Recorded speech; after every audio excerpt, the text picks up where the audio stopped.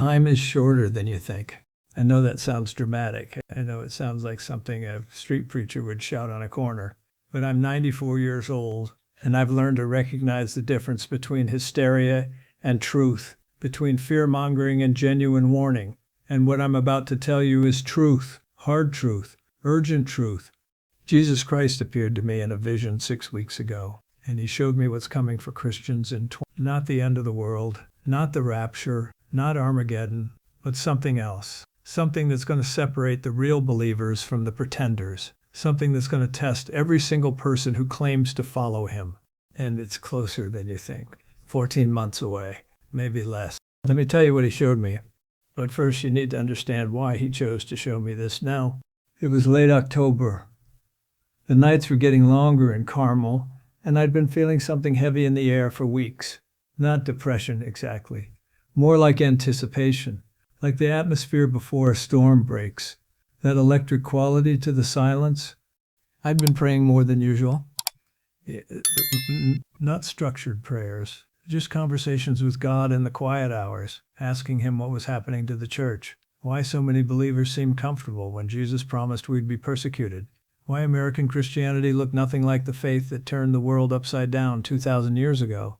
And that night, as I sat in my study watching the fog roll in from the Pacific, something changed.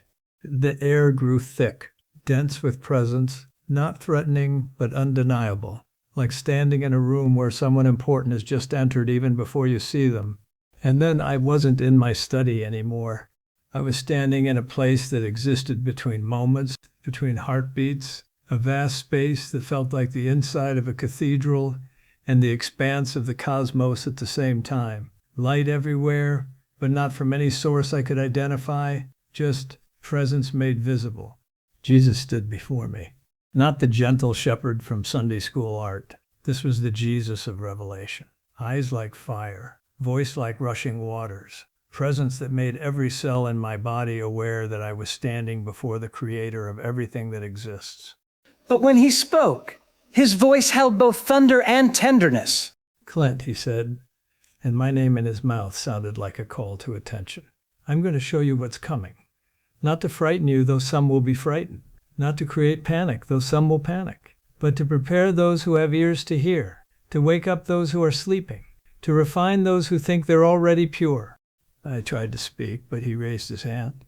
2026, he said, and the number hung in the air like a prophecy. The year when the comfortable American church will face its first real test in generations. When faith will cost something again. When following me will require a choice that many won't be willing to make. And then he showed me the first wave of what's coming. The scene before me shifted, and I was watching America. Not from space, but from some vantage point that let me see patterns, movements, spiritual realities, underneath physical circumstances. I saw the economy convulse, not collapse. Jesus was specific about that. Not a complete crash, but a severe shaking, enough to separate those who trust in God from those who trust in their bank accounts. Watch, Jesus said. I saw churches, thousands of them, where people had been comfortable for decades, regular attendees, regular givers, regular prayers for blessing and prosperity. But as the economic pressure increased, as jobs became uncertain, as investments wavered, I watched their faith waver too. Some stopped coming to church. Can't afford the gas, they said. But Jesus showed me their hearts. The real reason was anger. Anger that God hadn't protected their comfort. Anger that being a Christian didn't insulate them from hardship. Others kept coming but stopped giving. Need to take care of my family first, they rationalized. And while some genuinely struggled, Jesus showed me the hearts of many who simply chose security over surrender. But then I saw something else, something that made my chest tighten with a mixture of grief and hope. I saw other believers, fewer in number but fierce in faith, who faced the same economic pressure but responded differently. They gave more, they trusted deeper, they gathered together not less but more, sharing resources, supporting each other, living like the early church actually lived. This is the first separation, Jesus said, not between Christian and non-Christian, between those who follow me and those who follow me only when it's comfortable. between those who trust me and those who trust me as long as their 401k is secure. He turned to me, and his eyes burned with intensity. 2026 will reveal who actually believes that I am their provider, who actually trusts that I care for the birds of the air and the lilies of the field, who actually means it when they sing about surrender. I watched families choose, watched some cling to their possessions and lose their faith, watched others release their grip on security and find something stronger than any bank account could provide.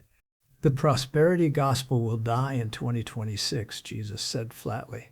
It will be exposed as the lie it always was, and many who built their faith on it will fall away. But those who remain will be refined like gold. But the economic pressure was just the beginning. The second wave was even harder. The vision shifted again, and I saw something that made my blood run cold.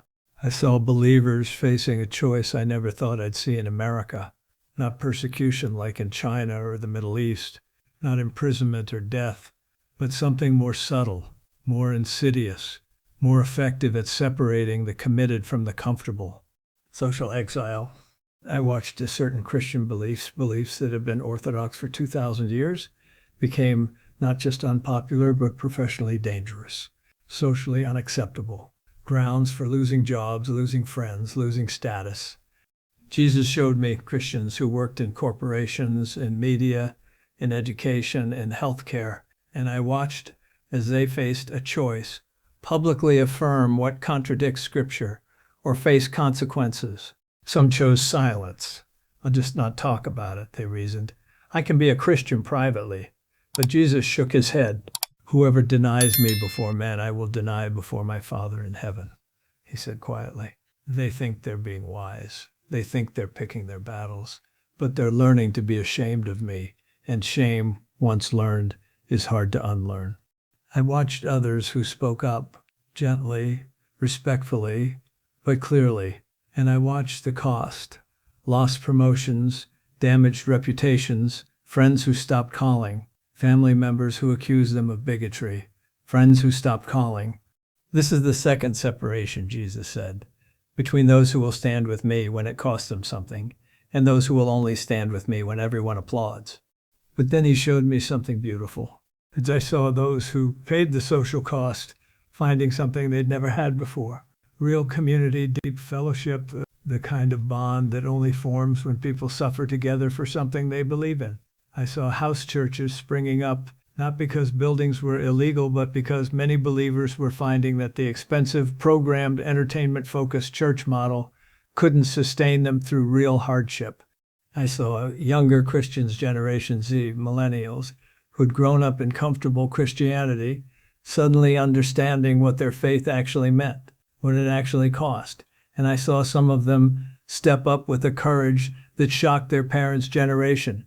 The lukewarm church will be vomited out, Jesus said, quoting his own words to Laodicea. But the church that emerges from this testing will look more like me, less like a social club, less like a business, less like entertainment, more like a family, more like an army, more like the bride I'm coming back for. And then he showed me the third wave, and I understood why he was warning us now. The scene changed again, and this time what I saw was unexpected, beautiful, terrifying, glorious.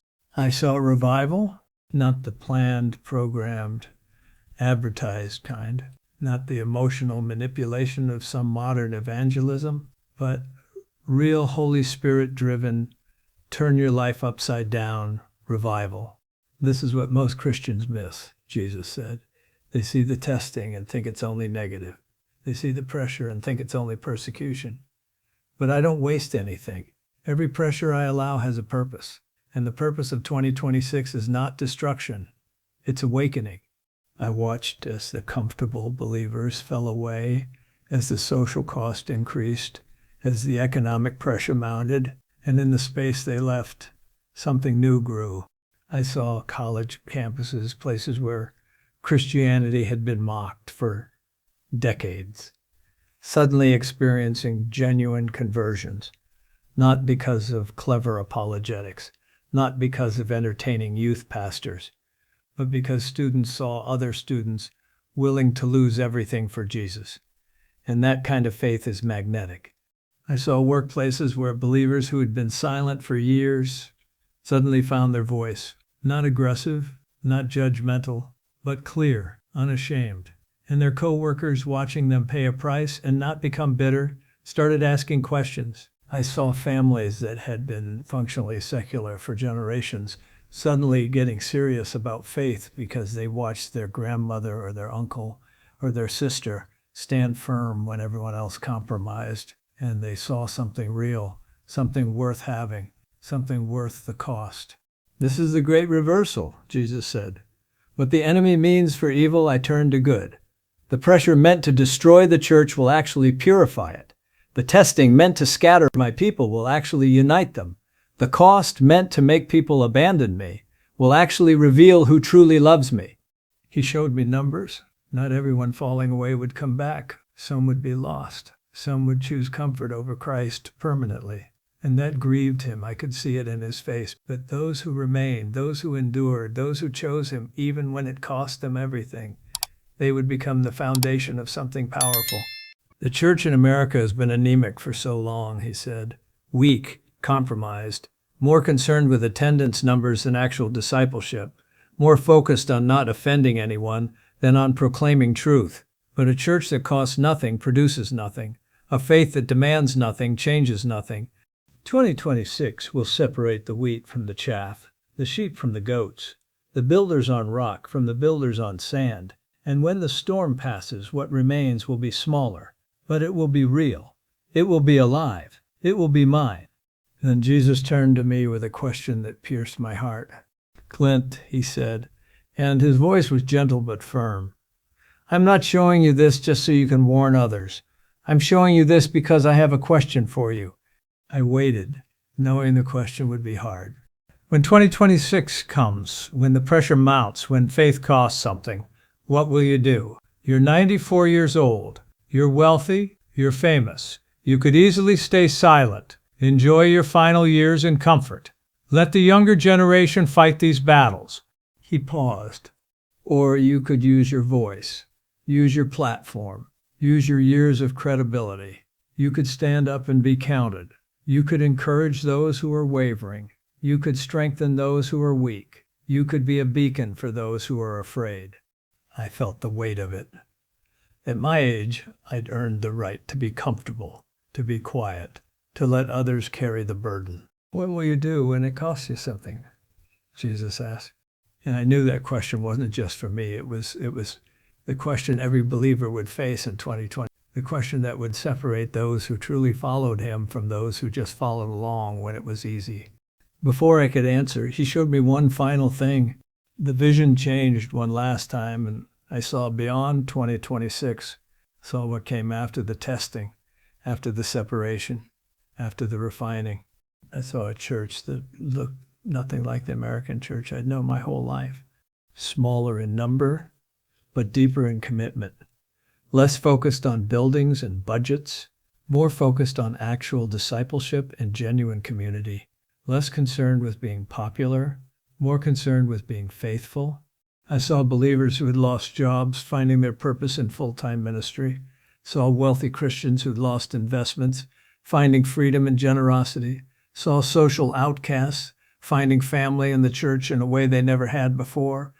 I saw the church doing what it was always meant to do, caring for widows and orphans, feeding the hungry, housing the homeless, not as programs, but as lifestyle, not as outreach, but as obedience. And I saw people watching this and being drawn to it, not because of clever marketing, not because of entertaining services, but because they saw something real, something that actually changed lives, something worth dying for, which meant it was definitely worth living for. This is what's on the other side of 2026, Jesus said. This is why the testing is necessary. This is why I'm allowing the pressure, because the comfortable church can't do this work. The compromised church can't reach this world. The lukewarm church can't make disciples who change nations.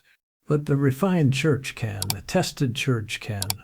The church that knows what it costs to follow me. That church can turn the world upside down again. And then he gave me instructions for those who are listening. Tell them this, Jesus said, his hand on my shoulder. Tell them that 2026 is not something to fear. if they're actually mine. Tell them it's something to prepare for, something to train for, something to look forward to even, because it's going to separate the real from the fake, the gold from the dross, the wheat from the chaff. He showed me specific things, practical things. Tell them to start living now the way they'll need to live then. If they're going to face economic pressure, they should start practicing generosity now, trusting me with their finances now, learning to live with less now, not out of fear, but out of training.